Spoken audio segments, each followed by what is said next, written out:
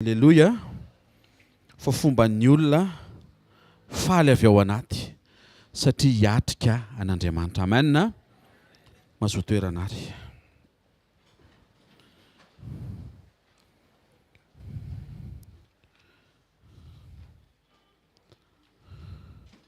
Sao voalaza ny boky ny Apokalipsy toko voalohany andiny fahavalo.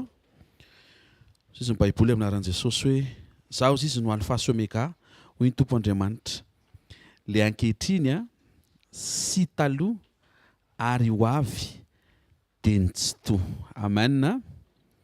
Alohan'ny ilosotsika amin'ny hafatra anaovantsika vavaka dia tikanao atsapa ny asaribidin'ny présence na ny fanatrehan'Andriamanitra mba hatonga anao atsiaro ny asaribidin'ny présent na ny androany. Amen.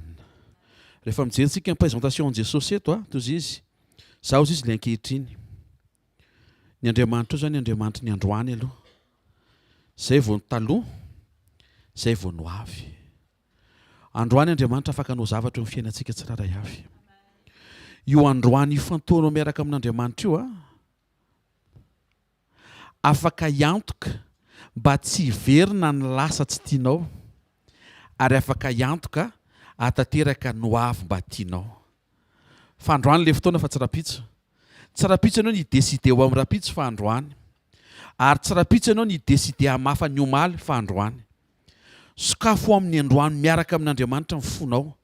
Fa raha hiteny Andriamanitra dia manomana vokatra mifanaraka amin'ny teny izy ary tsy farana foana ho antsika indray ty tontolo andro ty mois de février ty herinandro ty taona ty raha tsy reto masitsika reto mahita ny fahatanterahany tenin'Andriamanitra satria tamin'izy namolavola ny planina sy ny programa ho anao tsara izy ary hijoro izy amin'ny fahatokina tanteraka an'izay ny fomba atonga an'ilay programa ho eo amin'ny fiainanao dia amin'ny fahendrena.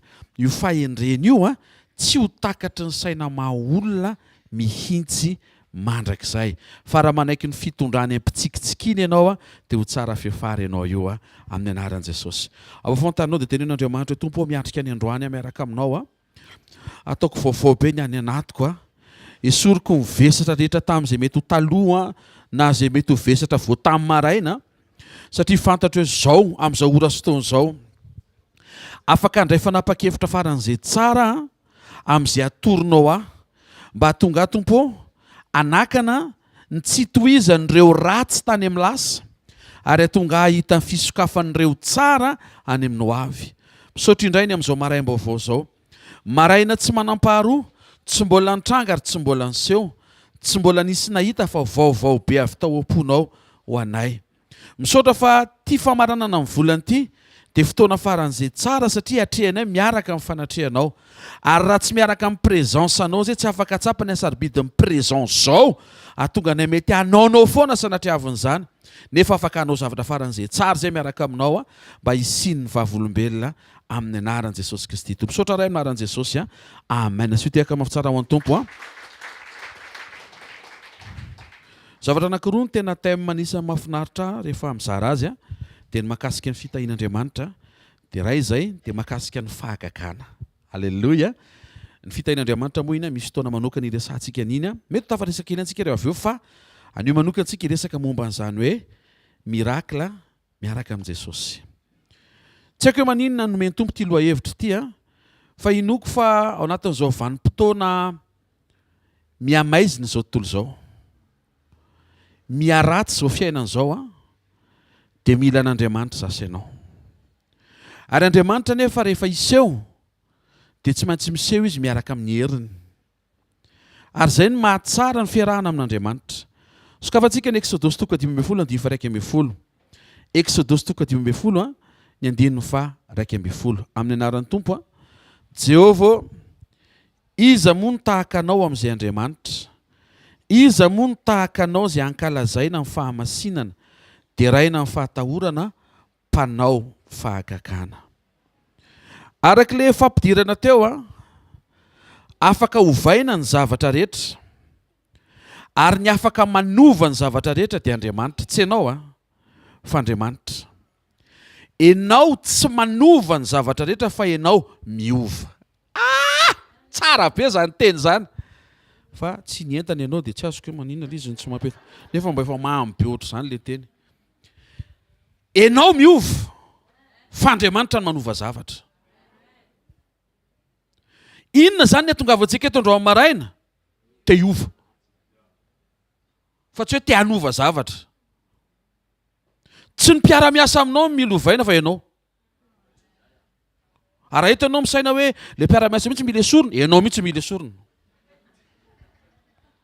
tahaka ny ataonao an'ny hafa no atao amin'ny hafa aminao ka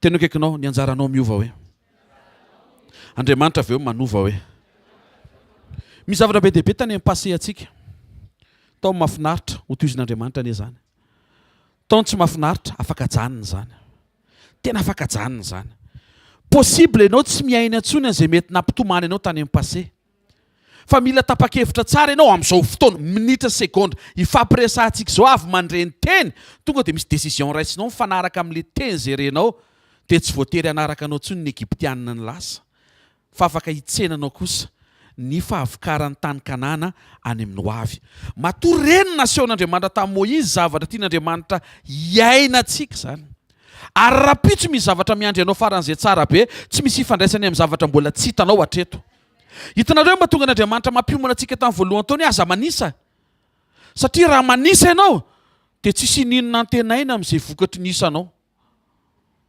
ho voafetra ny isa vitanao nefa Andriamanitra tsy voafetra te hikarakara anao dikan'izay ny zavatra hitranga amin'ity taona ity eo amin'ny fiainantsika reto dia zavatra mihoatra noho izay isa kely eo an-tananao hiasa Andriamanitra ary hanivaka Andriamanitra amin'ity taona ity mahita fa anao zavatra izay ny tompo tena hitsika ianao io fa alohan'izay aloha dia vitako efa mitsika sady ianao ny fomba fiasan'Andriamanitra tsy efa manao zavatra izy vao mitsika ianao fa eo vao miteny izy dia tokony misokatra ny ao anatinao hoe raha vao miteny Andriamanitra tsy maintsy mitrangy zany ny anjarako miova ao amin'le teny fa Andriamanitra manova ny zavatra rehetra hifanaraka amin'le zavatra no tenenina Salamo 4:7 ny anaran'i Jesosy izy rery ny mpanao fahagagan-dehibe fa mandrakizay ny famindram-pony iza hono ny mpanao fahagagan-dehibe iza tsy olona le izy ary tsy pasteur fa Andriamanitra izy ny mpanao fahagagan-dehibe inona ny tianao miandry ny fiavian'i Jesosy amin'ny fomba ordinaire ve sa miandry ny fiavian'i Jesosy amin'ny fomba mahagaga fa mety foana ireo satria efa samy miandry ny fiavian'i Jesosy foana ianao raha vao miandry fotsiny fiavian'i Jesosy dia efa mety fa option le omeko anao ohatrany hoe samy ho amin'ny mazangahy any eny ambony sarety sa mba mandeha fiara tout confort fa mety foana tonga ny foana ianao ny alony tiako le eny ambony sarety manetry tena tsara tena ya misy olona koa mandeha fiara tout confort manetry tena koa ka tsy moyen de transport no ahitana hoe izy manetry tena misy olona tena alleloia zavatra kely ny eo amin'ny fahafaran'izay tena mizesta be izy fo le izy misy olona efa miaina zavatra efa tena enjana be fa tsy hitanao mihitsy eny amin'ny tarehany hoe mizesta izy na eny amin'ny fomba firesany hoe misarika anao izy ahita hoe manana zavatra miavaka izy ndraindray ary mety miafina izy miaina an'le izy ary mety sendra tratranao izy hoe dry anganao nga ty avion ty dikan'izay tsy avy amin'ny zavatra ivelany fanetretena fa zavatra ao anaty Baiboly dia milaza fa Andriamanitra dia mpanao fahagagana ny titre androany dia hoe miaraka miaraka amin'i Jesosy aloha resahana kely io amen aloha resahana kely satria Andriamanitra ny Andriamanitra mahagaga tsy Andriamanitra ordinaire mihitsy izy tena tsy Andriamanitra ordinaire mihitsy izy Andriamanitra mahagaga izy fomba natongavany mahagaga fomba fiasany mahagaga rehefa miresaka aminao izy dia mahagaga zavatra teneniny aminao mahagaga ianao marara zavatra teneniny aminao ho fitaovana eo an-tanako anasitrany ianao zany ny teneniny ianao amin'io mbola tene mbola tompo raha mba afaka eto Andriamanitra efa hita anao croisade ianao mahagaga ny Andriamanitra ao Ianao mitomany amin'izay manjoanao androany, Andriamanitra efa mahita fa ianao mitomany, programa ary tiako. Jeremia miteny Andriamanitra aty atranomaizina avy nitondra faminaniana tamin'izay nasainao nitoriana momba ny Jerosalema ho baboana ho alefa amin'ny Babilôna sy ny ataperan'izany. Andriamanitra eo mpiteny ozy Andriamanitra vidiana tany. Zao mety carré ny vidiny. Dia gaga Jeremia hoe andraso dia ty aloha zany atao amin'ny tranomaizina dia asainao mividy tany ve? Tena akaikinao zany Andriamanitra zany. Ka misy fotoana Andriamanitra tsy miresaka aminao amin'ilay niveau misy ianao fa miresaka aminao amin'ny niveau tia nisy ianao sy efa ahitany ianao. Salamo 5:1-4 aminaran'i Jesosy. Mitadiavan'i Jehovah sy ny heriny ka tsy ao mandrakariva ny tavany. Mitadiavan'i Jehovah sy ny heriny ka tsy ao mandrakariva ny tavany. Tsara isika linany amin'ny teny fa tiako ho fantatrao fa ao ambadiky ny teny misy zavatra miova. Misy zavatra hovain'Andriamanitra. Tsara tsika mandre hoe Andriamanitra mampisy mazava ao anaty aiziny. Fa tsara ihany koa miala ny aiziny eo amin'ny fiainanao dia misy mazava avy amin'Andriamanitra manova zavatra be dia be eo amin'ny fiainanao. Zay koa mbola mahafinaritra koa zay. Amen. Nefa mataony Andriamanitra miteny dia tsy hoe ho ataon'ilay izy fa efa nataon'ilay izy fa asehony sisa. Andriamanitra sy ny heriny tena marina tsy azo sarahana. Indrindrindrindra Andriamanitra sy ny toetrany. Voy Korintiana 2:24 dia hanomboka tsika amin'ny anaran'i Jesosy. Fa amin'izay vao antso kosa na jiosy na jentilisa dia Kristy izay herin'Andriamanitra sy fahendren'Andriamanitra. Le hery resahan'ny Baiboly io Jesosy. Halleluja.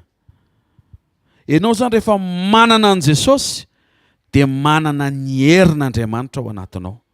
Inona loatra ary le mitrango eo amin'ny fiainanao androany ka mandresy ny herin'Andriamanitra mahatonga anao mitanondrika manatrika eto. Na mahatonga anao ohatry ny very hevitra hoe pasteur, ohatry ny tsisy tsony le azo atao. Tia metraka fanontaniana alohan'ny hanomboana. Mbola tsy nanomboka mantsika. Mbola vao napititra fa mbola tsy nanomboka. Tia metraka fanontaniana hoe tena enjana be ve le manjoanao? Dia ny fantena fanondrony tena enjana be lavitra noho Jesosy ve le manjoanao? Androany valiny. Tsy misy mihoatra noho izy ary tsy misy mihoatra noho ny heriny. Amin'ity marain'ity tian'Andriamanitra hisokatra ny ao anatinao fa le Andriamanitra niantso sy ny fidy anao ary le Andriamanitra miantso ny fiovanao manana hery sy fahefana hanovany zavatra rehetra momba ny fiainanao ao anatin'indray mpimaso. Définition miracle anankiray dia hanomboka tsika. Ny miracle Andriamanitra miainga eo amin'izay misy manova an'izany ho tonga izay ilaina. Ka tsy problema zany le satria inona fotsiny misy eo. Tsy misy le misy. Azo haingana dia ho tonga any amin'izay ilaina satria Andriamanitra andresahana. Androany maraina hitahanao ny tompo. Ary mihina fô mihoatra noho izay manomboka hisokatra ny fonao ahitan'ilay Andriamanitra mpanao fahagagana hoe inona le toetra manaitra an'Andriamanitra mahatonga an'ilay fahagagana hikoriana eo amin'ny fiainako. Ny fiainam-pahagagana tsy tokony hoe isaky ny kroazady. Zay aloha zany dia saina mila fafana sy amboarina. Tsy any amin'ny kroazady Andriamanitra amin'ny mahagaga. Fa draindray tsika ato mihitsy dia tsoroko mihitsy hoe tsika ato mihitsy. Tsika asianao ato. Vao eno tsara reto izy hoe mampimebe. Vao hoe herinandro mialohan'ny ralia tena ny finoany rehetra eto. Izy fahagagana dia satria fatapatatra mihitsy hoe hanao zavatra Andriamanitra. Rehefa any amin'ny ralia tsisy na dia raika hisalasala hoe tsisy marasitrana izany eo. Vao mandeha fotsiny fiderana dia efa mimakomana daholo ny ambasadora andray vavony. Tonga dia misy zavatra vonona ao anatinao. Fa ity misy problema. Vao miverina alatsinainy vita kroazady tsika dia ohatry ny hoe hiverina ny hatrany tsisy fahagagana indray. Tena akaikinao tsy toerana le fahagagana hoe tsy fotoana le fahagagana. Tsy karazam-pivoriana le fahagagana hoe fa Andriamanitra ny mahagaga hoe. Misy irina hoe Andriamanitra ema fa tsy hoe kroazadinay e mahagaga. Tandreo tsy kroazady ny mahagaga. Fivorinay mahagaga. Tsy fivoriana mahagaga. Ny séminaire tsy séminaire mahagaga. Misy boky zay ihany tsy boky mahagaga. Ary tsy ny baiboly koa mahagaga. Fa Andriamanitra ny mahagaga. Ka raha Andriamanitra ny mahagaga nefa izy nanaiky hitoetra ao anatinao, tian'Andriamanitra ho sokafana ny fonao manomboka amin'ity fin février hipasse mois de mars ity, fiainam-pahagagana ny fiainanao miaraka amin'ny Jesosy. Misy fo nefa miaraka amin'izay fa tsy hoe fiainam-pahagagana kidaladala eny fotsiny. Zay le antony le sekoly androany to dia azonao very tsy maintsy hiditra amin'izay tsika zao. Ka hiditra sa tsy hiditra amin'izay? Fantana mody apetraka avy fantatra amin'ny valiny. Ndao tsika ametraka fantana hoe atao inona aloha fahagagana. Mba ho fantatsika hoe inona ny mahatonga an'Andriamanitra marisika be tonga dia miseho mahagaga eo amin'ny fiainan'olona anankiray. Ary misy taona izy tena tsy marisika mihitsy amin'ny fiainan'olona hafa be dia be. Ny antso pastera zao tamin'ny alina. Eo fampiatsika izay mianaka misy anjely mandihy ny tena ny tena. Hitany Daniela avy eny, henoko amin'ny telefoninao. Tompo, za mihitsy zany tsy mety mahita an'izany ve? Fantatra hoe tiako teny anatin'izany? Misy zany. Na tsy mahita renao.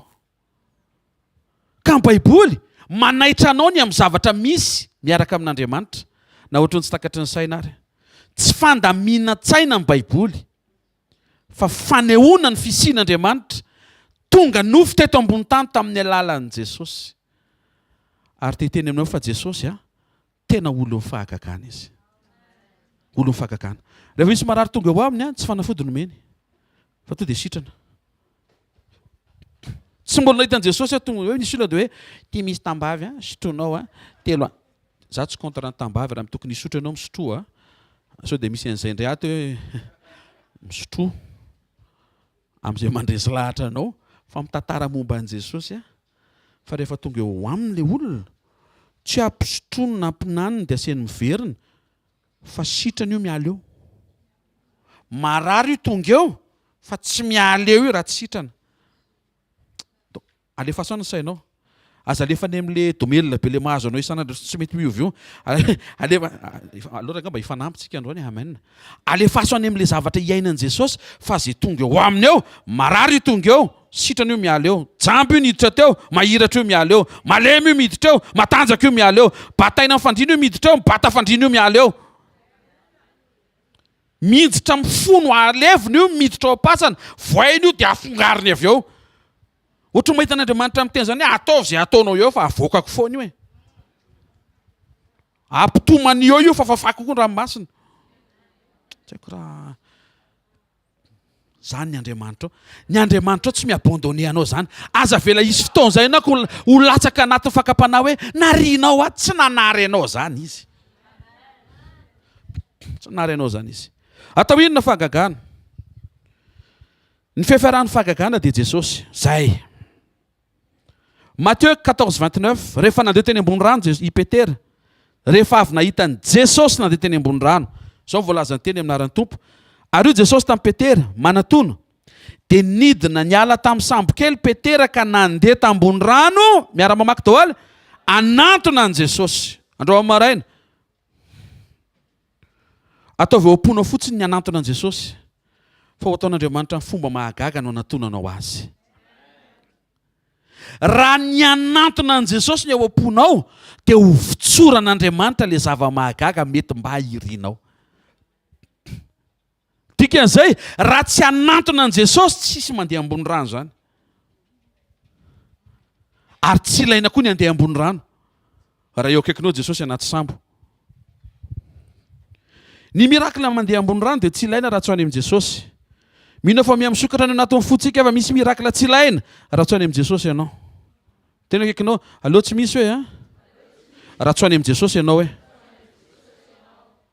Ny faran'ny fahagagana dia mitondra anao ho any amin'i Jesosy.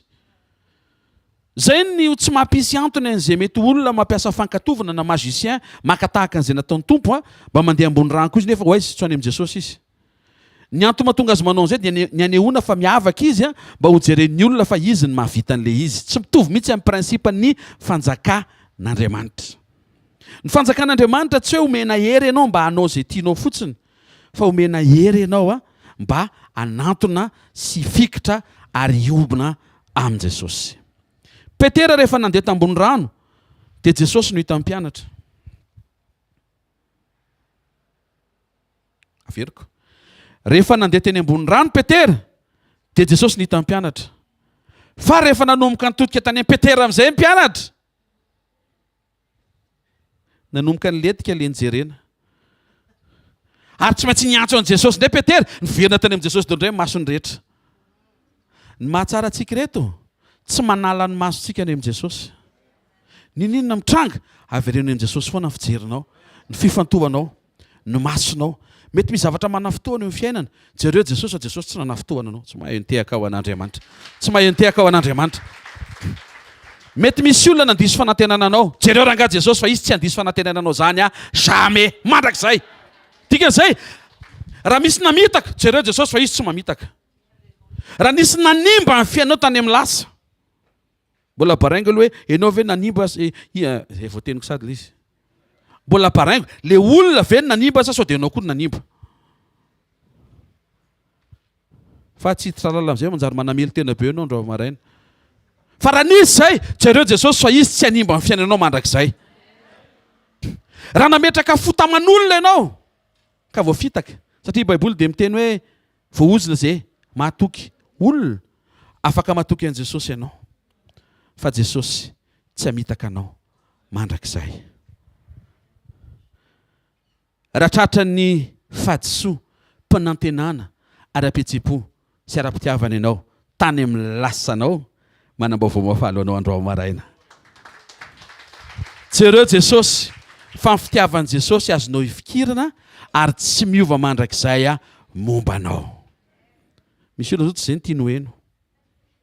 Ny tiany ho heno zao dia hoe raha desu ianao tamin'ny amoronao taloha, ahita amory tsy desevoir anao ato ato. Ah, Jesosy le izy ka. Aloha to dia ampidi Jesosy le izy. Misy vavolombelona zany be dia be eto. Averenao amin'i Jesosy ny fonao, dia tsisy ombain'ny olona ny fonao. Tandremo ny fonao mihoatra n'izay tokony ho tandremana. Avy ao ny havian'ny fiainana. Mahita fa amin'ity taona ity surprise tsara izay. Na ianao tsy hanapo hoe tena ohatry ny efa tsy nieritreritra an'izay tsony ady. Tena mbola nataon'i Jesosy le izy. Petera rehefa nandeha teny ambony rano dia Jesosy nihita mpianatra. Ary le Jesosy nakazy avy tao anaty rano koa nihita mpianatra. Tika ianao ahita mihoatra n'olo hery nampandeha Petera tambony rano. Le fony Petera teo eny amin'izay misy an'i Jesosy. Averiko a. Raha nandeha teny ambony rano Petera hanantona an'i Jesosy, tsy le izy nandeha teny ambony rano ny tokony anatin'ny fonao, fa le fony Petera tsy voasakana teo eny amin'i Jesosy. Ny fony Petera dia te hanantona an'i Jesosy, teo eny amin'izay misy an'i Jesosy. Fa taizaka Petera teo tanaty sambo, taizy Jesosy eny ambony rano. Na zay fotsiny dia efa mampapetra fantania hoe inona ny tianao, eny ambony sambo sy eny ambony rano. Mety teny eny ambony rano. Ho alefa eny ambony rano irery ianao zany. Petera hiatrika tafiotra, Jesosy tao anatin'le tafiotra. Le tafiotra ary voatrena efa mampikorobaka ko maika ho anatin'le tafiotra mihitsy. Ohatry hoe vao mandodina fotsiny ho avy ny cyclone dia vao matahotra ianao. Ny an'i Jesosy ao anatin'le cyclone mihitsy izy vao mandehandeha miantso anao. Atopatopany ranomasina ny sambo, fa Jesosy manitsaka an'le ranomasina mitopa mampatahotra. Petera tao anatina sehatra misy ny lojika ny loi naturelle. Jesosy miaina an'le surnaturel ambony ny loi naturelle. Fotsy izy i Petera, hiala eto aho fa ho eny aminao. Hiala anaty sambo dia ho eny aminao na ny ambony rano ary. Hiala eto na dia efa eto ary dia efa mampatahotra ny tafiotra, fa ho eny aminao na dia ao anatin'ny tafiotra mampatahotra azy ianao. Averiko. Ny toerana nisy ny Petera ao anaty sambo hiatrika tafiotra. Vao hiatrika nefa zareo dia efa natahotra. Jesosy avy tao amin'ilay tafiotra mihitsy nompotra. Avy tao amin'ilay fototra mampatahotra. Fa zisy Petera, aleoko mankeny aminao na dia ohatran'ny mampatahotra azy satria ilay hiaraka aminao mihitsy no tiako sy iriko, ilaiko ary izay mihitsy ny ato anatin'ny foko avelao aho eny aminao. Zay ny ilay mahatsara anao be loha io e. Avelao ranganao an'ilay iny ilaina iny fa rehefa ao anatiny an' Jesosy. Le tsy azo sakanana mihitsy. Satria hoeny amin'i Jesosy. Mpanjaka faratoko fahenina andiny fahenina. Ny anaran'ny Tompo. Ary io ny lehilahin'Andriamanitra Elisa tamin'ireo zanaky ny mpaminany. Taizany nalatsahany lehilahy famaky nindramina. Dia natorony azy ireo izay nahalatsahany. Ary Elisa nanapaka azo ka natsipony teo dia nitsikafona ilay lehilahy famaky. Avereny hoe Andriamanitra mahagaga izy hoe. Ny famaky hoe vy. Avereny. Mavesatra. Tokony hiletika. Nefa nitsingevana. Amen. Ohatr'izany ilay fiasan'Andriamanitra. Zavatra tokony hiletika fa mavesatra lasa mitsingevana. Zany hoe misy zavatra tsy lojika mihitsy ao. Zay le tsy lojika mahafinaritra izay mihitsy tian'Andriamanitra hiverenantsika ho amin'ny tsara fa zay Andriamanitra. Teto Andriamanitra dia efa naneo. Tsy tamin'i Jesosy nandeha teny ambony rano ihany. Fa izy no mifeny lanja ny poa. Ka na lehilahy famaky vy mavesatra azy dia afaka ataon'Andriamanitra maivana mitsikafona toy ny ravikazo eny ambony rano. Inona ny toe-pony Elisa eto mba ahafahantsika mifandray amin'ilay fahaiza-manaon'Andriamanitra mahagaga. Vao very ilay fananan'olona ny ramina ny tao-pony Elisa, ny very mila tadiavina. Toe-pony izy izay. Toe-pony Jesosy. Tena akaikinao ataovy eo am-ponao zany hoe. Avereny zay ataovy eo am-ponao zany hoe. Mazoto mitady izay very hoe. Rehefa zay ny eo am-pon'ny olona, io hitantsika io, ataon'Andriamanitra mitsingevana na ny mavesatra aza. Ninona mavesatra ao anatinao mitsingevana io andro maraina. Dia alaina io dia esorina. Nalalina be ary io mitsingevana io. Atsipony teny mitsingevana io avy ao anatinao. Mivoaka io. Mety mavesatra anao miditra eto. Maivana anao miala eto aminaran'i Jesosy. Amen. Mirakina Petera nandeha teny ambony rano nefa rany Jesosy. Mirakina ny Lazarosy izay fantatsika fa Nadà, Maria sy Marta tao Betania narary. Rehefa narary izy ka nanasan'i Jesosy ao amin'ny tokantranony izy miravavy dia tsy tonga Jesosy. Tsy hoe rehefa atsoinao Jesosy dia tonga amin'ny fotoananao. Tsy ianao ny patron miantso an'i Jesosy ka Jesosy tonga eo aminao satria miantso azy ianao. Mpanjaka izy. Manana fotoana maliny ianao izy fa ny sura kosa aloha tsy mamitaka izy fa rehefa nandreny antsonao tsy maintsy tonga eo izy. Nampiantso izy miravavy, marary, Lazarosy, le tianao. Zany hoe nasiana kely fikitiana sentiment. Toy izy Jesosy tsy fahafatesana anao taon'izany fa nisy hono ny voninahitr'Andriamanitra. Tonga teny amin'izy ravavy nitatitra. Tsy fahafatesana hono le izy fa voninahitr'Andriamanitra. Tonga dia nitsangany Maria sy Marta nampiasa finoana. Tsy maty se fa velona. Toy izy Lazarosy. Men. Men. Efa tsy maty. Mba asio finoana amin'izay Lazarosy efa niteny Jesosy. Lasao ny tantarainao tsara izy mba ho azonao hoe io Jesosy io Andriamanitra ny suspense. Fa ny sura aloha tsara fiafara foana ny film miaraka aminy. Ianao zany tsy mila mitebiteby, ohatry misy ambiance kely ohatr'izay, fa ny fiafaran'ilay izy tsara be foana. Ny any amin'indra zany zao. Any amin'ny fiafaran'ny fiainanao miaraka amin'i Jesosy zany zasiana fanahina hoe ho ratsy sa tsara io. Ny eny an-dalana fotsiny courage. Zay ny azoko teny courage. Jerevana amin'izay Lazarosy. Maria mangatsika ny tongotro. Mafana amin'ny aran'i Jesosy. Manomboka tsy henoko tsony ny ratsa tongotro. Velona io Jesosy mihitsy ny teny fa tsy fahafatesana ny antony io fa ny vonina atra efa manomboka efa very le finoana fa vava sisa. Maty Lazarosy. Tsy maty io, voninahitr'Andriamanitra. Nampanatsony Jesosy tsy tonga. Tena akaikinao, tsy hoe mampiantso ianao dia tsy maintsy tonga izy hoe. Ho avy izy hoe fa tsy ianao no mibaiko. Alleluia! sanka mpanjaka misy mpanjaka mo tsy afaka aleo fa misoma promis ataontsika zay amen zay paster mpanjaka izy toy izy Maria sy Marta ho avy eo izy amangy taony eritreritra hoe rehefa mamangy Jesosy dia mafezapesatra amin'ny valopo famangina nefa tsy zay le nanantenanan Jesosy fa anangana reto tsy tonga namangy Jesosy amintsika malagasy zany tena hoe niara-ninana ny manta sy ny masaka niara-ny azakazaka tao amin'ny fanompona zay nilainao mba nomena ihany fianakaviana io ny mbo fotoana anankiray nilany fianakaviananao tsy tonga ianao zany ve ny mba pastera ny fiangonana zandriny Jesosy tsy mirarahana zany tsaratsarao amin'izay tsaranao so manana programma izy tsy mandeha amin'ny programma anao zany izy mandeha amin'ny programma ny rainy izy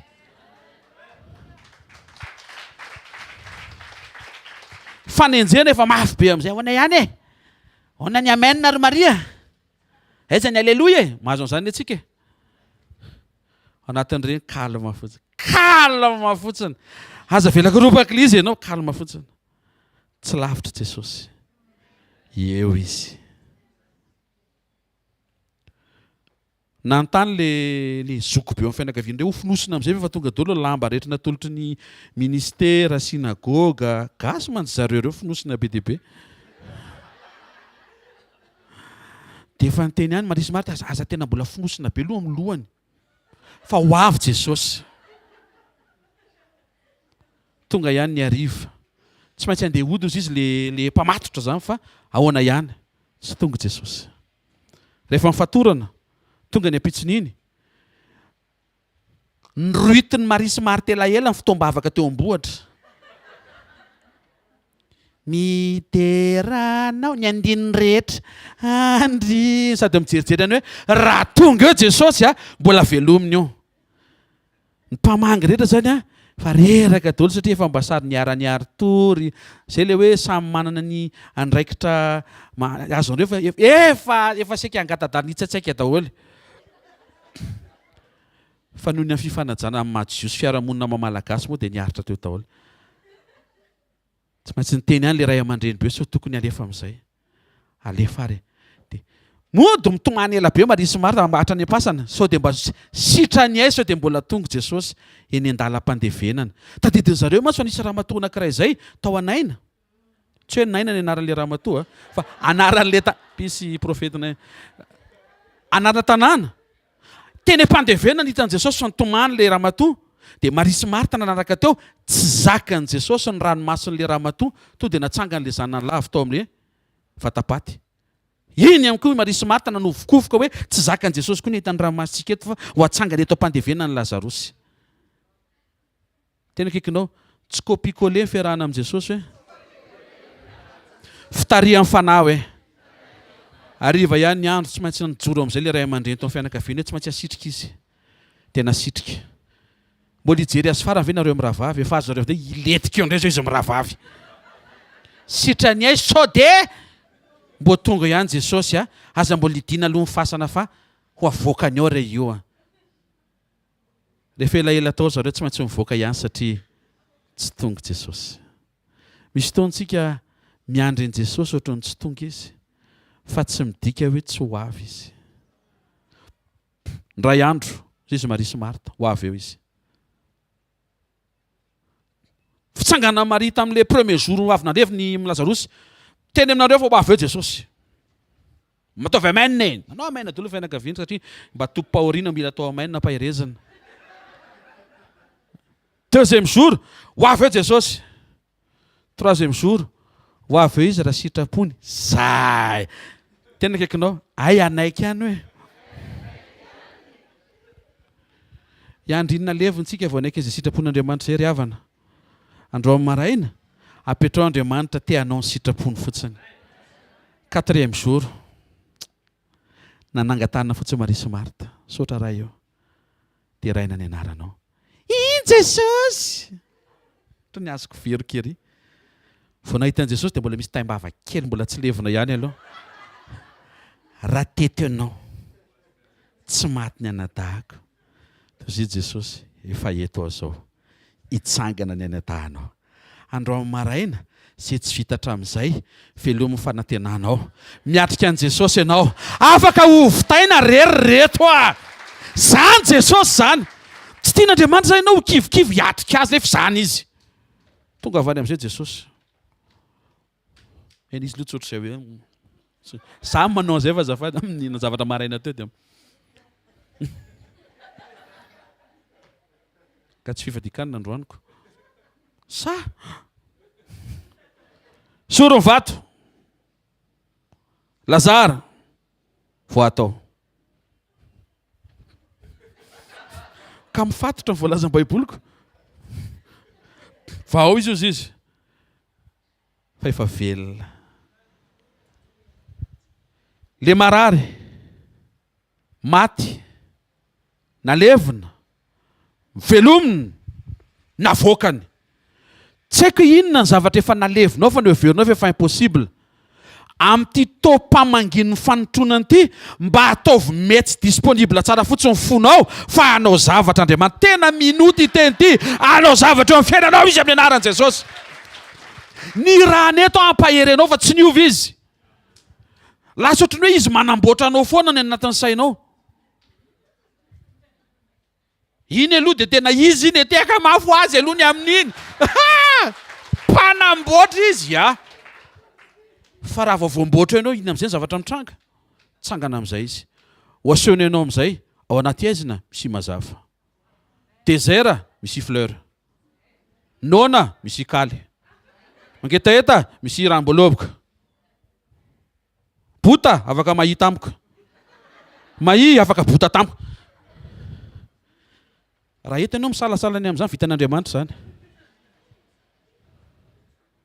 Fa atao inona nefa? Za zao tena mahatsapy hoe raha miena noho izao mety tsy ho fantatrareo miditra eto. Voninahitra n'Andriamanitra zany fa tekintsika na tsisy mahafantatra. Izy io pasitera vaovao io. Aloatra zao ihany. Alleluia. Fa titeny aminao ijoro avolombelona vitan'Andriamanitra zany fa zatao zany ny fanahina. Tsy vao maraina dia hay ty bika, hay ty angezaka zany foana. Ifalio rangahy io Otrany amena misalasala. Ifalio io diso ve Andriamanitra nanao anao ohatran'io Tsy diso izy ka. Ka zany diso ny nakanina be loatra. Nomeny fahazotokomana ianao. Amen. Ary sitraky Jehovah ny hampaharoroka anao. Zay matoky an'i Jehovah. Tanao! Alléluia! Mampahereza ny tenanao Zakivikiviny zava-misy zany. Fiainana efa tsy manano tiako. Falia vao maraina. Saotra ray amin'ny anaran'i Jesosy. Mankasitraka anao ny amin'ny lohako ny ana sy ny kiboko. Alléluia. Teraina anaranao. Tena asio ambiance ianao sy ny tompo reto. Marina ane zany za mampitaha fiainao fiainan'ny hafa zany. Aza mampitaha zany. Tsy mitovy nareo. Fa maninona natsangan'i Jesosy Lazarosy. Jaune 11:45. Ary maro tamin'ny jiosy dia ireo nankeo marika nahita ny zavatra nataon'i Jesosy ireo no nino azy. Ny anton'le mirakla ampanantona ny jiosy eo amin'ny tanàna amin'ny Betanisy manodidina ino an'i Jesosy. Asio objectif miombona amin'Andriamanitra fa ho ataony io Miombona objectif amin'Andriamanitra fa ho ataony io Aza mody hoe mody asika an'ity mba ho anaovanao azy fa tena miombona mihitsy hoe tena te hahita olona be dia be. Ino anao Te hahita olona be dia be anantona anao ho ataony io. Amen. Luka 5:5-7. Rehefa nomen'Andriamanitra ny fahafikarina azan-drano teo amin'ny fiainan'i Petera. Alina izy, tsisy trondro. Ary mety nisy ray tamin'ny zareo lomano tao mihitsy. Nijery, fa tena tsisy trondro. Lany le trondro. Efa nandalovan'le sambo ngeza be le tsika mbavaka manerana Madagasikara le maka trondro be reny. Lany. Tena kaikinao, lany. Fo maraina amin'izay. Tarehan'olona lany tarehan'olona avy niatrika zavatra lany amin'ny alina zany a fantatrao tsara zany misy fotoana poziny tarehanao vao maraina e misy zavatra voalany zany to de hitanao misy ohatra ny hoe tsy de courage zany e satria misaina ny androany reo ahoana de anao inona de ho aiza iny mihitsy ny fotoana namanginy Jesosy azy tonga teo Jesosy nomeny Jesosy le fahavokarana vakiko aminaran'ny tompo ary Petera nanatsika niantso ny namany zay teo amin'ny sambo kely hafa mba ho avy hanampy azy avy ireo naman'ireo tonga de feno ny sambo kely roa efa sakilentika ohatrany ahoana zany hoe feno sakilentika zany tena misavovona tena hoe raha ohatra ka mandeha eny amin'ny arabe zany a de efa adiva ho tsofony gendarme sifflet satria matoa efa mananana izy a ozy izy eo amin'ny ATT zay efa manomboka efa misy surcharge ohatr'izay mihitsy nitranga teto ATM zany moa zany zay na ATM pasteur maritime zany fa tsy terrestre tena efa sekiletika satria feno loatra le sambo anankiroa réaction Petera no ahitantsika eo maninona Andriamanitra nanao lista amin'ny fiainan'ny Petera ary rehefa hitany Simona Petera zany trondro be deabe zany de nikoaka tamin'ny tongotra Jesosy izy ka nanao hoe tompoko mela amiko fa olomeloka ny fahabetsahan'ny trondro ny maika nampanantona ny Petera any Jesosy tratrany objectifan'le mirakla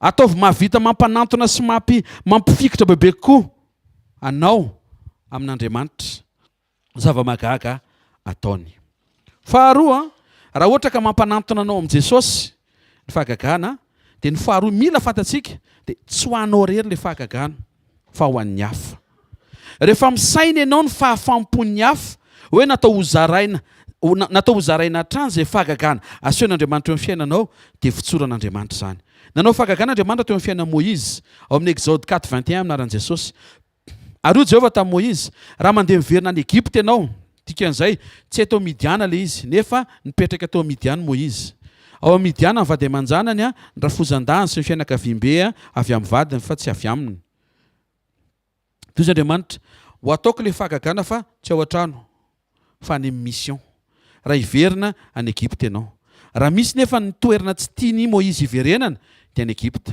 zany hoe raha tao bagy tokana zany de any amin'le toerana tsy tianao hiverenana an'le fahagagana tsy tiako zany teny zany pasteur satria tsy tiako le toerana nefa Andriamanitra ny te hampandresy anao tsy tokony zavatra tsy tianao zany tsony rehefa mamanga ny fiainanao Andriamanitra fa ina moa le Egypte ny lasa ratra fa fambaraka ny lasa ratra ny lasa fanenjehan'ireo Egyptianina tany amin'ny lasa satria niala tamin'zareo Moïse fa niaiky fa Hebreo izy fozy Andriamanitra ho averiko any ianao fa tsy averiko rery ianao averiko miaraka amiko ianao ary ny tananao misy fahagagana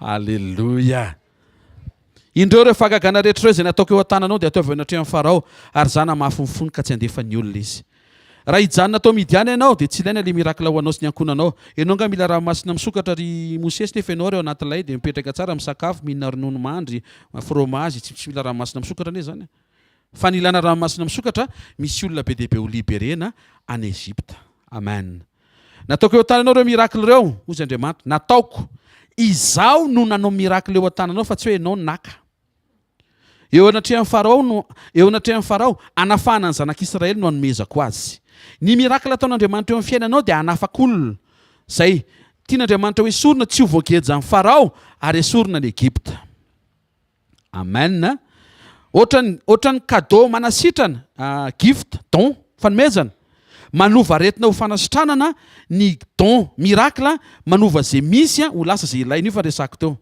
nofony Josefa rehefa nanofy Josefa ho azy de natsipita ny andavaka izy ary lasa andevo sy ny gadraina tena kikanao aza mizarazara nofonao aloha hoe mampigadry reny hoe baiboly resantsika fa rehefa nanomboka ny s'intéressé izy tamin'ny nofony hafa tena kikanao ny hafa tena kikanao ny hafa hitany Josefa mampalahelo izy mirahalahy miady saina manofy nefa tsy mifantatra ny dikan'le nofy tonga dia nampiny Josefa izy zao ny dikany io vao zay ny teneniny tonga dia tsaroany mpanjaka ny fisiny vao niteny ndray Farao hoe zao ny nofy ka nampiny Josefa izy teo amin'izay nofy tsy fantatry Farao tonga dia lasa mpanapaka tamin'ny fotoana ny resahany nofiny fanoherana fankalana fialonana famarotana ao andevy no nitranga fa tamin'ny fotoana ny resahany Josefa nofiny hafa dia niseho ny fahagagana olona tany amponja tonga dia nitendrena ho mpanapaka tehirizo ny nofinao fandana miasa moaka ny nofiny hafa tehaka mavoan'Andriamanitra tehirizo ny nofinao fandana miasa moaka ny nofiny hafa ianao zany tsy dream killer tsy mpamony nofiny hafa ianao dream booster panosika na ianko hoe dream pistonner mipistonna ny nofiny hafa ianao mba ho tafavoaka fa raha vao ianao misaina zay hatateraka ny nofiny hafa Andriamanitra misaina zay tateraka ny nofinao amin'ny prinsipa mirakla avy amin'Andriamanitra mampitodika anao any amin'ny Jesosy isainanao ny hafa ny azan-dranon'ny Petera ny tena marina sady nampanantona azy tamin'i Jesosy fa napitranga azy izy maika be tonga dia iantsony namany fa tsoana azy rery le andiny fafito vakitsika teo ary Petera natsika ny namany fa ahoana aratin'ny olona anankiray teo dia mahafeny sambo anankiroa fa ngatsy tokony hoe afeny sambo anankiray ny arato anankiray raha ny tokony ho izy zay ny lojika raha ny lojika aratina mpanarato anankiray dia mahafeny sambo ny rery fa ny Petera rehefa nandeha mividy arato teny tsara lalàna izy dia tonga dia niteneny le karana mpivarotra atao hoe bonjour patron to dia ataovy anozy izy ataovy arato le angezangeza reny to dia mahazaka kapasité fa firy ny angezan'ny sambonao tsy ny angezan'ny samboko ny angatahako aminao fa zao ny angezan'le zavatra ilaiko tonga dia arato ngeza be nentin'ny Petera nody avy any satria tao an-tsain'ny Pereta dia Pereta tao an-tsain'ny Petera dia zao rehefa ho avy ny fotoana ka hiakatra ny vokatra miara-miaritra dia miara-mahazo miara tafavoaka le fopahagagana tao amin'ny Petera mahafinaritra be izy tsy niteny hoe rehefa mahazo dia hanomezako ianao tsy zay fa ozy izy raha mahazo tonga dia miara-mahazo eo tsika tsy avy amin'ny any Petera nanomezana fa to dia tao amin'le fototry le vokatra to dia aleo samy miara-maka satria niara-niaritsika tamin'ny alina niara-niary tory niara-ny tomany vao maraina fa miara-maka trondro miara-faly teo izy Jesosy hoe miaraka manompoko tsy maheno tehaka ho an'Andriamanitra zany mahatonga ny Petera sy Jaona tena tsy azonao sarahana zany mihitsiny misy olona hoe miara-manompo tsy azonao sarahana mihitsy ataovy eo zay mitranga eo miaraka eny foana zareo tena marina zany na misy zavatra mandeha na misy zavatra tsy mandeha tsy miankina amin'izay satria Andriamanitra mihitsy no manendry rehefa nampitombo mofo Jesosy dia tsy ho anazy Jeona toko fahenana 5 ary Jesosy nanompo masony ka nahita fa nisy vahoaka betsaka nanantona azy noana dia hoy izy tamin'ny Filipo aiza ny ividianantsika mofo hoanin'ireo tonga dia nisainy Jesosy ahoana ny ampisakafoanina reto vahoaka reto averiko Jesosy noana ny mpianatra miaraka aminy noana ny vahoaka tonga iaino azy noana fa zao Jesosy noana ny misaina zay avokisan'ny vahoaka marobe noana reo vahoaka reo ve ny saina hoe noana zao io mpampianatra amin'ny toriteny lavabe hatramin'ny firy maraina io tsy nietreritra n'izany reo olona reo matory olona reo nanantona hoe rabio noana zay izy ny saintsainy ry zareo fa tsy niteny izy hoe rabio mifady anina firy andro moa ianao ary izy tsy anontaniny to dia mitondra fotsiny ianao mitondra mofo fotsiny hoe rabio tia mofo fa tsy hoe te hinana ve ianao ahoana moa tsy te hinana firy andro efa tsy ny sakafo fa i Jesosy le sady avy ny toriteny nanasitrana izy indray mbola misaina hoe ahoana daholo reto olona be dehibe reto tena kaikinao anano zany fo zany hoe fa ikorina amin'ny fahagagana hoe misy karazany telo reto toe-tsaina dia le fahatelo ny raisitsika misy olona naona fa misaina zay avoky azy fotsiny reo dia samy miala dia rehefa misy olona naona manantona dia mindana miasa dia valibiraingina be sady masika zay miasa ny taniny voko sy ny boky ny bolany zay mihitsy mahavoan'ny tompo mpangataka tony sady tsy miasa mangataka no tena akaikinao matoy izy sy mangataka hoe mety efa nitady asa izy hoe mety efa kivy izy hoe mety tsy nahita izy hoe aza tsarainy izy hoe fa tsisy mitsara anao eto hoe rehefa tsy tea ame hoe de manomeza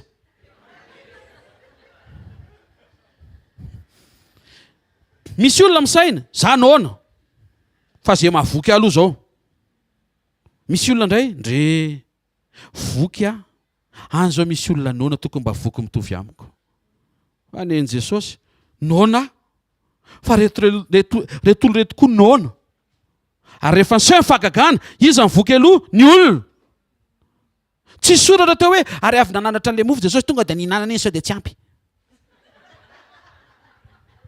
fa sady nampitombono le mofo ny teneny ary soe aloha les invités Petera zany efa nyteneny izy ty le manompo tena sady efa manompo ny avany sady efa botony tsy mahazo mofo ny anana zay le amboarina voasara amin'izay mofo mino an'ity zavatra ty afa tsy haiko lany teny am-pizarana le mofo ny apôstôly tsy nahazo fa zay Jesosy angony sombontsony latsaky eny ambavandreo la be deaibe nanao amainy nefa tsy nakany 3 andro reo zany ny apôstôly manaraka an' Jesosy zany apôstôly afaka mihinana ambikanin'olona zay teresaka amin'ny apôstôly mihitsy anie zany tena marina hoe tsara ianao antsoina apôstôly fa afaka mihinana ambikanin'olona ve ianao fa zay ny apôstôly hitako teto aloha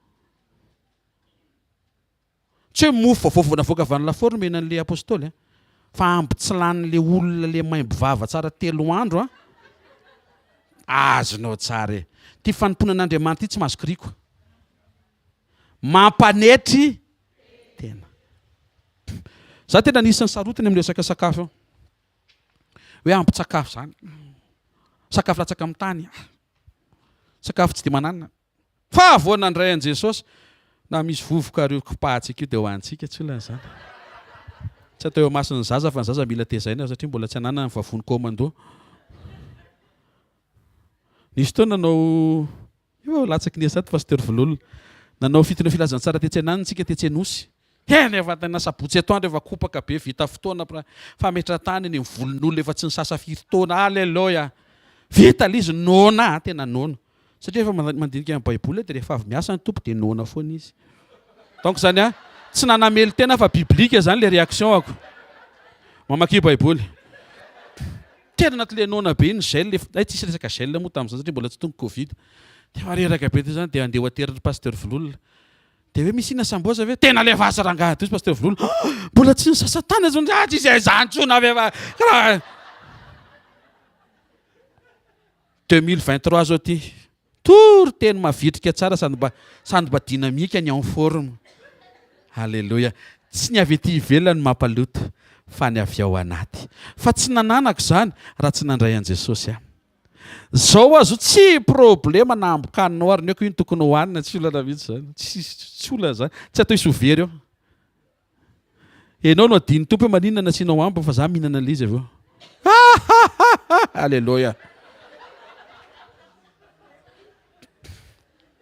formation dolo zany aza matahotra tsisy ampihinanao ny ambony eo fa aza matahotra ianao fa fatra indray ny tsefatsefany misy otro zany de ampianarin'Andriamanitra ianao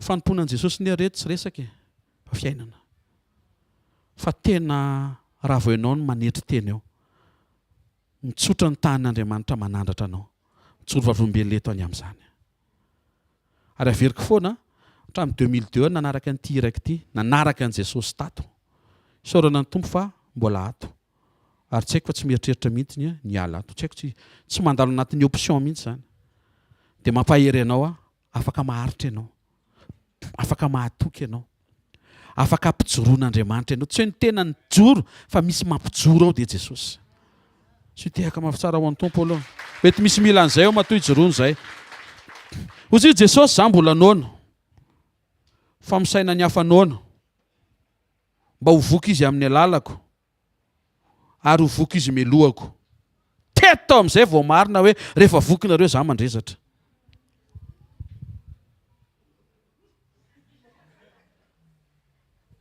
Alleloia. Ozy izy Jesosy, za naona afaka manao fahagagana fa le fahagagana ho ataoko ho anareo ary rehefa vokinareo faly ah. Ohatra zany le tian'Andriamanitra ho hita ao anatin'ny zanany. Faly mahita ny hafa voky. Filipiana 4:17 amin'ny fanetretena dia ka samy anao namana no mihoatra noho ny tenany.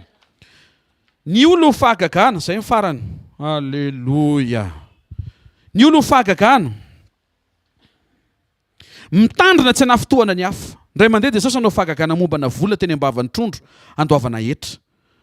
Ary ny antony natonga an Jesosy namoaka an'io fahagagana io mba tsy ho tafotoana mpitaketra. Raha vao ao anatinao zany ny finiavana kely anatin'ny fo hoe mba tsy hisy ho tafotoana mamotsitra fahagagana Andriamanitra. Matteo 17:27. Nefa ndrao izy ndrao isika manafotoana azy. Tsy par besoin, tsy hoe nily Jesosy ka tsy nisy teo na hoe nitereny olona izy dia tsy maintsy namoaka, tsy zay. Fa nalahelo an'ilay olona izy hoe reny zao tafotoana andray nefa miresaka amintsika izy tokony handray zavatra tsara. Aleo asiana fahagagana. Tena akaikinao. Raha vao misaina hoe mba tsy ho tafotoana ny hafa dia miseho fahagagana hoe.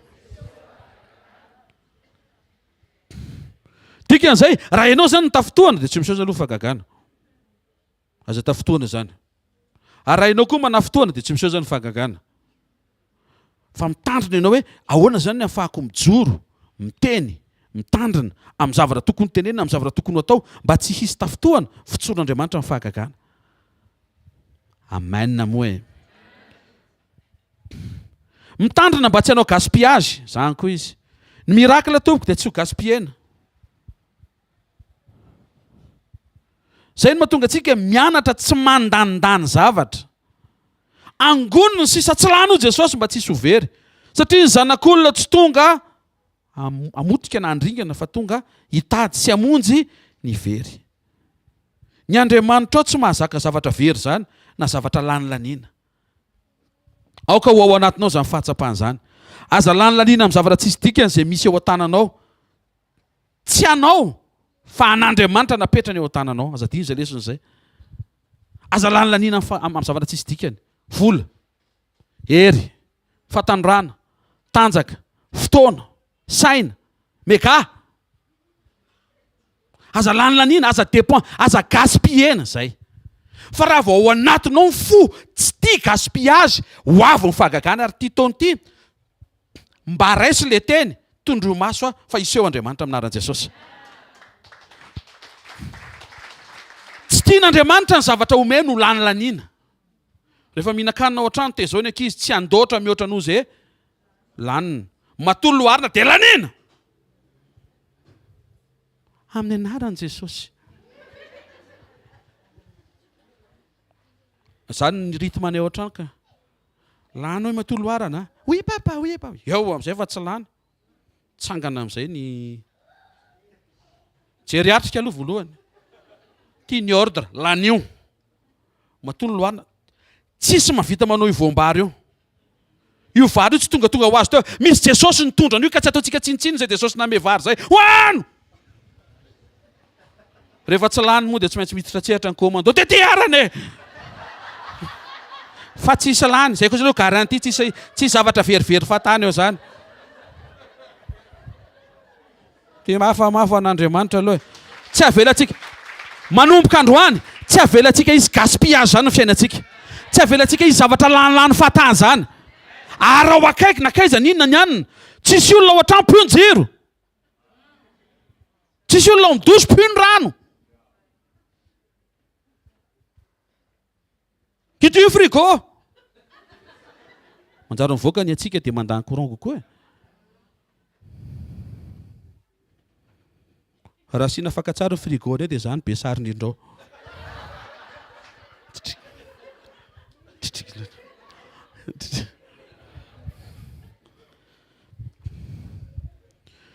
Ny olo mirakla mitandrina tsy ana fotoana ny hafa. Ny olo mirakla mitandrina tsy anao gaspillage. Tsy mora kriko zay ny resaka tao. Fahatelo, ny olo mifahagagana mitandrina tsy siny fa fambaraka. Nisy ankonana lehilahy an'Andriamanitra anankiray zay zanaka mpaminany, boka nitrosa le ankonana. Ny anjo vonjy izy ary tonga teo aminy Elisa. Mpanjaka faharoa efatra andiny voalohany amin'ny anaran'i Jesosy. Ary nisy vehivavy anankiray vadiny zanaka mpaminany. Nitarina tamin'ny Elisa hoe maty ny vadiko mpanomponao. Ary ianao mahalala fa natahotra an'i Jehovah mpanomponao. Tao amin'ny asa fanompona reo tao foana ny androm-pivelomana. hvkl izy hatramin'izay.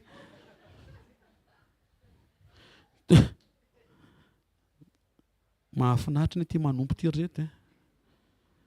Nefa tonga ny tompotrosa sady mandatsa manao teny mandratra no haka ny zanako mirahalahy ho andevina. Zany hoe problème natrehan'ity vehivavy ty trosan'le vadiny tsy voalohany nefa le vadiny mpanompon'Andriamanitra.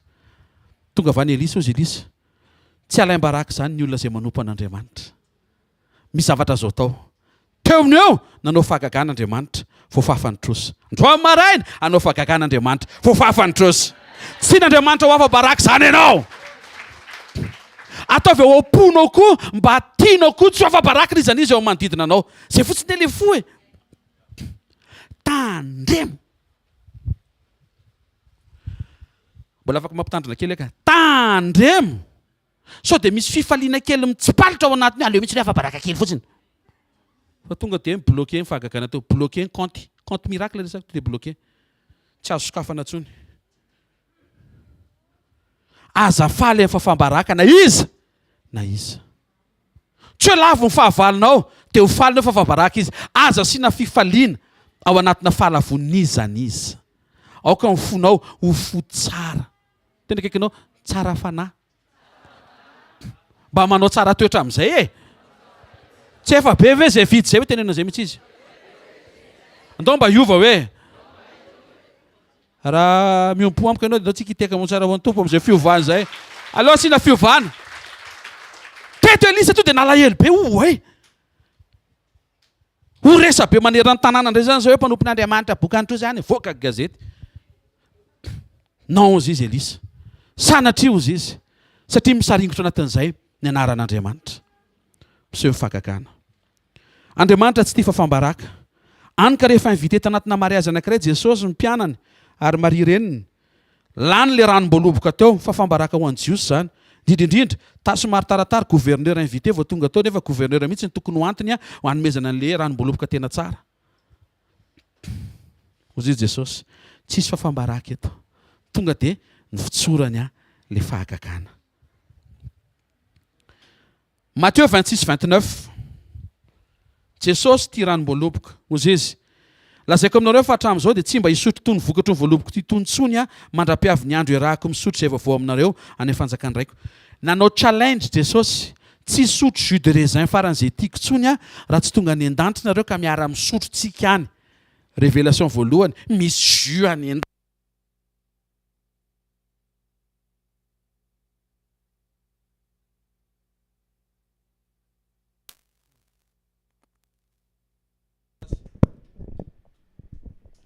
Ozy Jesosy tia ranom-boaloboka fa tsy noho ny amiko tia ranom-boaloboka nanaovako fahagagana ranom-boaloboka atao amin'ny mariazy. Asika ve le izy? Tena kaikinao tsy besoin anao le miracle hoe. Fa mba tsy hisiny fa fambaraka hoe. Eo amin'ny hafa hoe. Teto mazava be fa izy tia ranom-boaloboka afaka ny teny izy za te hisotro dia nenazy reriny nataony dia izy rero misotro. Fa niara-niaritra tamin'ny rehetra izy fa lanao manaiky fandaminana. Fa tsy noho ny aminy le izy fa nijery izy misy fianakaviana, misy mpivady kely teo vao avy mifanao voady. Tsika roa hatramin'ny farany ho an'ny tompo makatsy makaroa. Jerevana ranom-boaloboka dia lany vao manomboka dia lany. Raha tsy fanomboana be zany. Fantareo dikan'izany ve vao manomboka dia lany anaraka io lanilany io zany mandritra fotoana ny tokantrano. To dia nitsangany Jesosy sanatria. Eto mihitsy ny ilana an'ilay fahagagana. Tsy siny ny fafambaraka. Ary zany ny fanantenanao antsika androany maraina.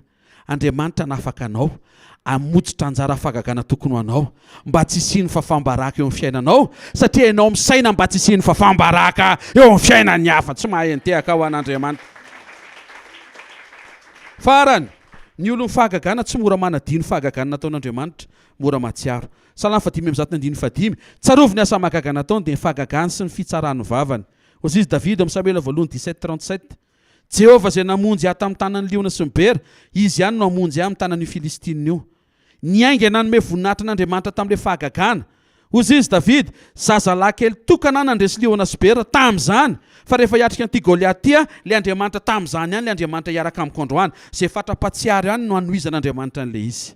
Zay mahatonga Jesosy ny teny teo amin'ny fasan'i Lazarosy, raha eo misaotranao fa efa niaino ahy ianao hatramin'izay, eto koa zany mbola hiaino any ray ianao. Vao tamin'ny lahady nanao ny listako, manaova ny listanao. Manana droit zany hitaky lista avy any aminao. Taovy lista ny fahagagana ataon'Andriamanitra teo amin'ny fiainanao, dia ampaherezo ny tenanao. Fa gaga ianao io Andriamanitra, zany zavatra efa nataonao teo amin'ny fiainako. Ary aiza misy adinoinao fitahiny rehetra. Nisy vola efa nomen'Andriamanitra anao, vola tsy nieritreretinao, tonga ho azy avy any amin'ny olona tsy ampozinao.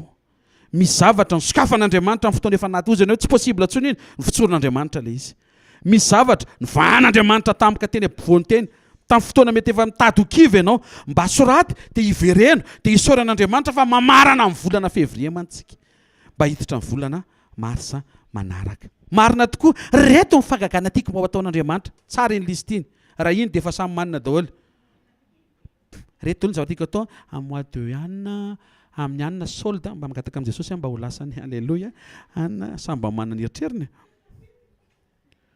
Fa za teny aminao, le efa nataony ataovy listany, avereny kely. Tompo, tamin'ny 2006 mivonjenao. 2007 narary dia nisotranonao. Nangataka mba azo taranaka nomenao, sady bobaka be mihitsiny. Zao aty mitaraina ny fitaizana azy, nefa tamin'izany nangatangataky ery. Mba mangina raka izy any, tany ianao mbola tsy nisy, Andriamanitra ataovy maroanaka. Reo amin'izay zareo fa tonga. Maiza misaotra. Ny olo mifahagagana, olo fisaorana. Ty taony ty hiavaka ho aso anao. Nisy promotion zay sokafan'Andriamanitra tsy nampozinao, tsy avy amin'ny diplômanao ilay izy, Andriamanitra fotsiny napahita fitianao, mba hivereny dia mba hisaory azy ane, mba hisaory azy ane. Hoe tompo, nentinao tamin'ity dingany teny efa zavatra tena tsy tokony ho ahy io dingany io. Tsy ho tonga any mihitsy raha tsy ianao no nitondra ho any. Tena avy aminao io tompo, mba hivereno ane reny. Tena kaikanao, efa namaly anao io Andriamanitra. Fa mba omeo fotoana hoe atserovana an'izany. Taontsika isangana me voninahitra ny tompo. Saotra ray amin'ny anaran'i Jesosy. Menao fafanja androany. Andray fahamarinana manintsy mampahery manangana mitondra fiainana. Nampatsiahivanao anay tompo. Fa natao hikatsaka sy hitady ianao sy ny herinao zay. Ary ianao Jesosy no herin'Andriamanitra sy fahendren'Andriamanitra. Misaotra fa misy karazana fotinao ho taha anahaka anao, mba hatonga an'ireo karazana fiainam-pahagagana ho votsitra eo amin'ny fiainanay. Aoka ho tonga fahamarinana ao anatinay mandresy lahatra ny teny. Fahamarinana manafaka anay, tsy ho andevo. Tsy ho andevozy ny ninina. Tsaroviny tsirairay avy izay manatrika eto tompo, afaka hanome ireo karazana fo. Araka ny teninao hoe ny olo mifahagagana, tsy tia fa fambaraka, na amin'ny fiainany hafa, na amin'ny fiainany izaniza, na amin'ny fiainany fahavalo izay mijoro. Miteny ratsy sy manozina na manenjika. Tsy tia mandandany fahatanana, tsy tia gaspillage. Misy karazana toe-panahy tena hoe tianao ho hita eo amin'ny fiainanay. Ary mino izay fa aoriana ity fotoana androany maraina ity, ho hitanao zany. Saotra raha eo, mankasitraka amin'ny anaran'i Jesosy. Amen. Teka mafitsika eo amin'ny tompo. Anao fanaritsika vetivety, mahazo toerana tompoko. Anao fanaritsika dia atsofona ranao dia mirafitsika. Ny amin'ny loha hevitra androany nampitondraina lohateny hoe miaraka miaraka amin'ny Jesosy. Tena kaikanao possible miaraka hoe mila anananao tsara fotsiny fony hoe. Amen. Raha fitiantsika ao anatin'ny fitatazana fanatitra, ny fahagagana dia natao hitondranao eo amin'ny Jesosy. Avereny hoe mitondra eo amin'ny Jesosy hoe. Faharoa, tsy ho anarery ilay izy hoe fa ho an'ny hafa ilay izy hoe. Zany hoe ny ao am-pon'Andriamanitra zany kely loatra raha ianao nanaovana zavatra goavana. Fa afaka hanao manokanao anao izy tsy mampanino zany fa kely loatra raha ianao. Fa manana programa lavitra be ho an'olona be dia be Andriamanitra. Eo amin'ilay olona mifahagagana ity, eto mihitsy insiste kely tsy mitandrina tsy hana fotoana ny hafa mitandrina tsy hanao gaspillage mitandrina tsy siny fafambaraka ary tsy mora manadino fa mora matsiaro averiko mitandrina tsy hana fotoana ny hafa avereny hoe mitandrina tsy hana fotoana ny hafa mitandrina tsy hanao fandanidanim-poana mitandrina tsy siny fafambaraka mitandrina tsy ho mora manadino zavatra tsotra be daholo reo fa drandray fa adino fotsiny fa fampatsiahivana ilay izy mba ho am-potsika ny fahafahantsika miombona amin'Andriamanitra fa tianao Jesosy ary tsara isa mpanao tsara mitsangana dia raisiny tsotra an'izay tonono amin'ny anaran'i Jesosy Kristy avy Nazareta. Manonona amin'ny anaran'i Jesosy Kristy tompo amin'ny fahatanterahany teny izay nomen'Andriamanitra antsika andro maraina. Miainga dia mandehana vaovao miaraka amin'ny toetra an'Andriamanitra. Manokana fotoana ahafahanao miombona misaotra sy mankasitraka an'Andriamanitra tamin'izay efa nataony mba ahafahan'Andriamanitra miditra an-kahalalana mamotsitra an'izay mbola ho ataony eo amin'ny fiainanao amin'ny anaran'i Jesosy Kristy avy Nazareta. Tonoko ny fahatanterahany teny tompo indro izao mba anao mandrakariva mba ara-patonga ny fahataperan'izao tontolo izao. Raha amin'ny anaran'i Jesosy mivavaka ao an-tsirairay avy izay tonga eto anatin'izao sekoly mpamana olana izao. Ninona manahirana efa nomenao anay fanantenana fa ao aminao possible ny zavatra rehetra. Na zavatra faran'izay sarotra aza dia mampianatra anay ianao atoky ianao ny fitondranao anay momba ny fotoana fa ny tsara indrindra no maninao anay. Tsaroviny tsirairay avy tsy avesatra miala eto. Tsy ho diso hevitra na ho very hevitra fa afaka andrebitsika avy aminao anatina fiadanam-po atonga ny zavatra heverina fa manahirana hiva amin'ny fomba tsotra satria ho asehonao ny voninahitra ao. Aoka ho ao-ponay tompo ireo karazana fo tsara izay naseho anao fa hanananao tahaka an'ilay hoe te hahita ny rehetra miara tafavoaka, te hahita ny hafa tafavoaka alohan'ny tena. Renretreny Jesosy fanamboarana ny any anatin'ny ara-fanetretena mba ahafahany fisandratana avy aminao mahazo aina manandratra ny tsirairay avy. Vavaka izay anatin'izao famarana ny volana février zao dia misaotra betsaka. Vita sondray ny mois de février. Taony fikasana tanteraka. Taonko nefa ny fikasana sy tanteraka fa zany rehetra zany dia atambatra hoe misaotra betsaka fa ara-potoana ny fahatanterahany zavatra rehetra. Mankasitraka fa ianao no nitandrina, ianao no nitantana, ianao ny ahy, ianao ny aro. Tsaroviny tsirairay avy, saotra ny amin'ny teny izay nomenao tamin'ity volana février ity. Ary raha diva hiditra amin'ny volana manaraka, tsaroviny tsirairay avy ary tehiriziny tsirairay avy. Zavatra angatahany tompo alohan'ny iravanay mba jereo Jesosy ny fiainany tsirairay avy izay tonga eto androany maraina eo amin'ilay mba manahirana azy satria fantatray fa Andriamanitra tsara ianao tia ianao ary tiany ianao hatramin'ny farany. Anao derany laza ny aja ary voninahitra marak'izay amin'ny anaran'i Jesosy. Amen. Zareo no fahasoavana fa ny fahasoavan'Andriamanitra no maty izao ary ny fahasoavan'Andriamanitra no maty izao anareo. Amen. Tay Jesosy daholo.